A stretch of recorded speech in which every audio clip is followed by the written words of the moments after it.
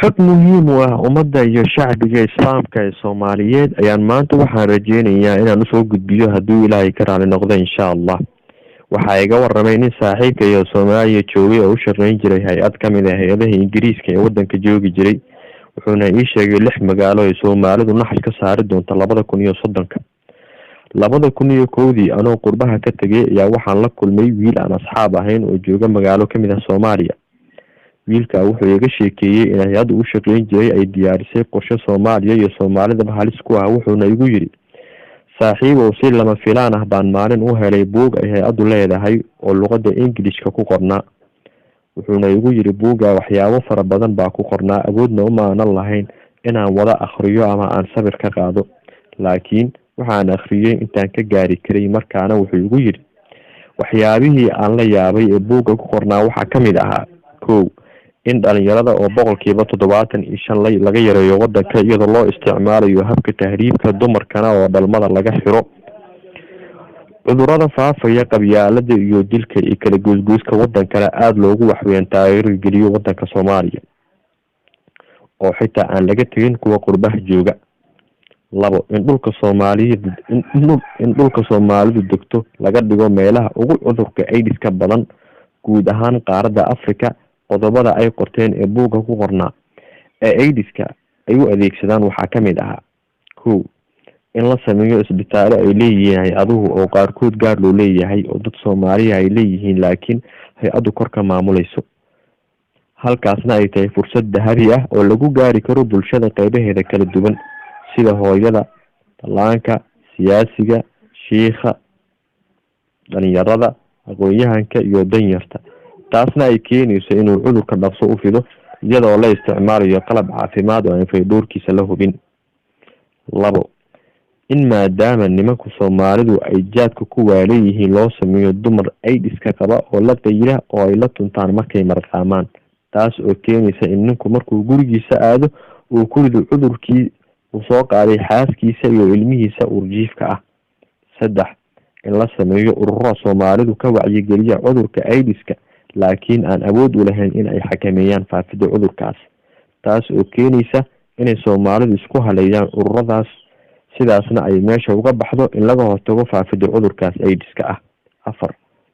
sidoo kale waxay sheegeen inay tahay in hay-aduhu isticmaalaan qurbajoog wadata dhaqamo reer galbeed oo waddanka geyn kara dhaqamada sahlaya inuu fido cudurkaasiiba kuwa qurbaha tagay iyaga oo ka weyn 15 sano jir, maadaama ay fududahay iyaga in maskaxdoodu laga bedelo oo loo isticmaalo si aysan dareemi karin. islamarkaasna waxay sheegeen in dadka dalka jooga ay aada u dhegeysanayaan dadka ka imaanaya qurbaha oo ay bidayaan ilbaxnimo iyo horumar. waxay sidoo kale sheegeen in dhalinyarada qurbaha ku dhalatay ay sirta reer galbeedka si fiican u yaqaanaan iyada oo ay adag tahay in laga dhaadhiciyo in hay-aduhu reer galbeedku ay u adeegsadaan danaha Afrika.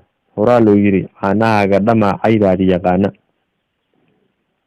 sidoo kale waxay ku doodeen in ilmaha qurbaha ku dhashay ay ka baqaan ama ka xishoodaan in la arko iyaga oo xumaan faafinaya ama sameynaya, sidaa darteedna ay waqti badan qaadanayso in halkaas fursad fiican laga helo.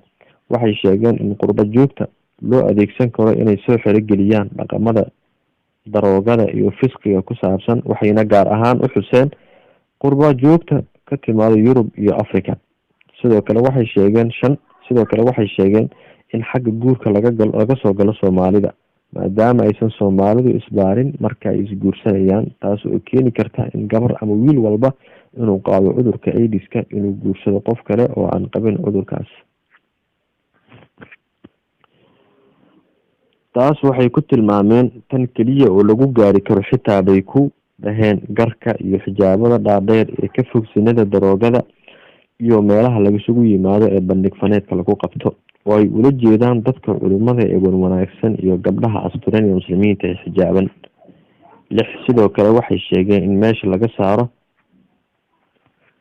isku tufka Qur-aanka, dhirta iyo waxyaabaha kale ee Soomaalidu wax ku daweysato si aysan daawo ugu helin cudurka AIDS-ka iyadoo loo soo mariyo dhakhaatiir qurba joogta ah iyo dadka caafimaadka ka tala bixiya si ay uga digaan tusaale ahaan in la isticmaalo dhirta. taasna waxay cadeynaysaa gaaladu inay rumaysan yihiin hadalkii nebiga calayhi salaatu wasalaam ee ahaa cudur ma jiro ilaa aayad iyo geed baa loo soo dejiyey baara oo isku daaweeyay cudurada.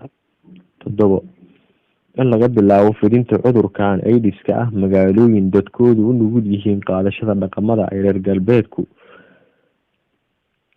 daneynayaan ee magaalnimadu ku dhisan tahay kuna tuhmayaan ee aan laga bilaabin magaalooyinka mayalka adag. Tusaale waxay soo qaateen magaalooyinka koonfurta Qardho, Burco, waxayna sheegeen in magaalooyinka ay ku nool yihiin waalidiin, odayaal dhaqameed, culimo iyo dhalinyaro ku mayal adag xagga dhaqanka iyo diinta.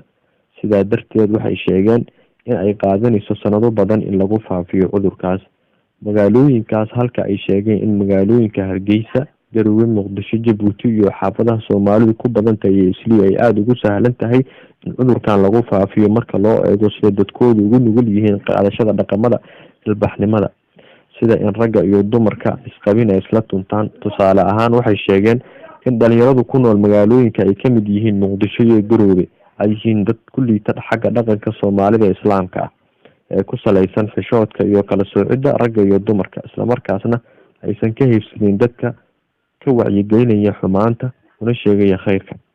sidoo kale waxay sheegeen in magaalooyinka dadka ku nool ay qaataan hadba dhaqankii cusub ay arkaan, sidaa darteedna ay fududahay in la dhexgalo oo lagu beero dhaqamo kale oo fududeynaya fididda cudurka HIV/AIDS-ka.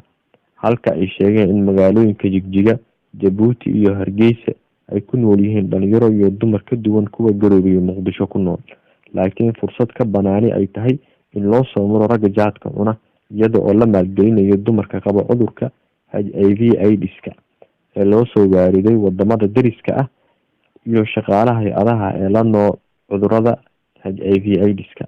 hadal iyo dhammaan waxay sheegeen haddii awood ugu badan la saaro magaalooyinka Hargeysa, Garowe, Muqdisho, Jabuuti, Jigjiga iyo xaafada Isli ee Soomaalidu ku badan tahay in 2030 saddexdii qof ee Soomaaliya ah ee meel isla marayaba laba ka mid ah ay noolaan doonaan cudurka HIV/AIDS-ka. arrintan waxa ay ka sheekeeyay saaxiibkay oo u shaqeyn jiray hay-adda Ingiriisku leedahay oo la dilay 2004. inaan hadalkan qoro maanta waxa ay igu kalifay markaan arkay siday ayaamahan u badatay hadalhaynta ah Soomaalidu ayaamaha fiska iyo xumaan baa ku bata, iyadoo fiskiga iyo bandhig faneedka xumaanta ah laga soo sheegayo dhacdooyin aada u xanuun badan oo ah in gabdho qaarkood oo meesha u tegay inay soo daawadaan bandhig faneedka oo lagu qaadsiyo cudurro ay ka mid yihiin AIDS-ka, iyadoo qaar ka mid ah ragga Soomaalida iyo dhalinyaradana ay kasoo qaataan gabdho qaba cudurka AIDS-ka. Soomaali muslimiin haddaynu nahay filim ay dadka kale mar hore diyaariyeen oo ay gaaladu hormuud ka tahay baa maalinba qeybna loo jilayaa, annaguna daawadayaal baynu ka nahay. cidda faa-iideysanaysana waa shirkada iyo jilayaasha filimka. waxaan warkaan usoo tabinayaa qof kastoo muslima Soomaaliya inuu maqlo una gudbiyo walaalkiisa kale, qofkiiba 100 hadduu hayo inuu u gudbiyo 100ka si ugu gudbiyo Soomaalida dhan, oo aynu noqono dad ka foojigan waxa ay gaaladu maskaxdoodu xisaabinayso oo ay nala damacsan yihiin. 2030 waxay ku sheegeen oo ay noogu harsan tahay 10 sanadood ama 11 sanadood, inagoo maanta aan arkayno dhibaatooyinkaas inay ka taagan yihiin magaalooyinka Muqdisho, Hargeysa, Garowe, Boosaaso iyo meelo kaloo fara badan oo aan weli lasoo shaacbixinin halisteeda. hal qof oo muslim ah oo dhib ku wajahan aada uga digto waxaad la mid tahay adigoo dadka oo dhan oo badbaadiyey. Ilaahay kitaabkiisa qur-aanka wuxuu ku yidhi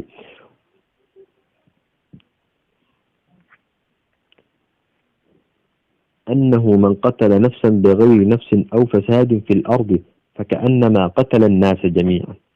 qofkii qof dila oo waxweya naf kale daraadeed u dila ama dhulkao dhan inuu fasahaadiyo raba wuxuu la mid yahay asigoo dhulkao dhan fasahaadiyey. waman axyaaha fakaanama axya annaasa jamiican. qofkii qof muslima nooleeyo badbaadiyana asigoo dadka oo dhan badbaadiyey buu la mid yahay. aayadda runtii waxay tilmaamaysaa in lasaga gargaaro dhibta, lasuguna gargaaro wanaaga. insha allahu tacaala waxaana hadalkaygu kusoo gabagabeynayaa in qof kastoo waxweeyaan Soomaaliya ee fahmaya luqadayda inuu u gudbiyo walaalkiisa kale.